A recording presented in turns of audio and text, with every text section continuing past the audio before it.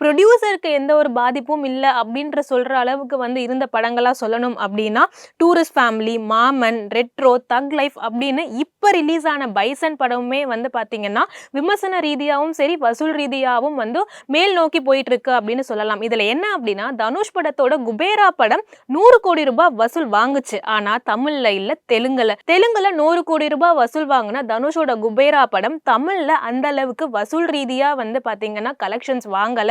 தமிழ்ல அது ஒரு தோல்வி படம் அப்படின்ற அளவுக்கு தான் வந்து இருந்தது அப்படின்னு சொல்லலாம். ஏன்னா குபேரா படம் வந்து பொறுத்தவரைக்கும் டைரக்டரும் சரி, புரொடக்ஷனுமே சரி, அங்க தெலுங்குல பயங்கரமா ப்ரமோட் பண்ணாங்க அப்படின்ற ஒரு விஷயத்தினாலேயே தெலுங்குல அவங்க 100 கோடி ரூபாய் அந்த படத்துக்கான கலெக்ஷனை அள்ளிட்டாங்க. ஆனா தமிழ்ல அதை செய்ய தவறிட்டாங்க அப்படின்றதான் சொல்லணும். இதை தாண்டி 10 கோடி ரூபாய்க்கு மேல வசூல் வாங்கின சில நோட்டபிள் ஃபிலிம்ஸ்லாமே இருக்கு. இந்த மாதிரி படங்கள் எல்லாமே வந்து மக்கள் மத்தியில ரீச் ஆகி இவ்வளவு வசூல்கள் வாங்கியிருக்கு.